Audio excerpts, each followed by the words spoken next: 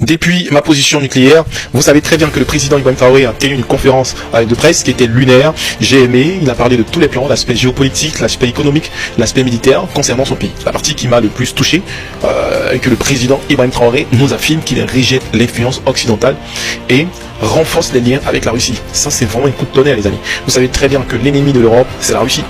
Donc tous ceux qui s'allient à la Russie, donc ça veut dire qu'ils sont indirectement dans une guerre totale avec, vous savez très bien, avec la Russie.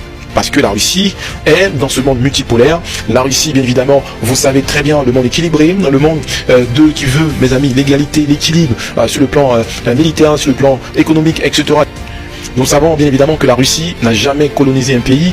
Et bon, il y a beaucoup de personnes qui ont dit que oui, c'est le même maître, le même colonisateur, etc. Détrompez-vous. On est passé à une nouvelle ère. On est au 21e siècle. On est à l'ère, désormais, du monde multipolaire. Relation, équilibre, du 50-50. C'est de ça que désormais, vous savez très bien que l'AES a décidé de faire, les amis. Donc, ce qui veut dire que concernant l'AES, vous devez savoir, même du côté du Niger, il y aura bien évidemment des réacteurs qui vont être construits et aussi de l'électricité à gogo. Comment se fait-il que du côté du Niger, ils ont l'uranium à gogo et le Niger n'est pas électrifié? C'est une question que je me pose. Ça, c'est du contrat, c'est paradoxal d'entendre tout ça, les gars. Alors que la France est au Niger et il prenait, vous savez très bien, l'uranium au maximum. Et Paris est éclairé et la France est éclairée. L'uranium du Niger, les gars. Pendant que les Nigériens sont dans le noir, les amis. Dis-moi en commentaire qu'est-ce que tu en penses. Et n'hésite pas à partager la vidéo.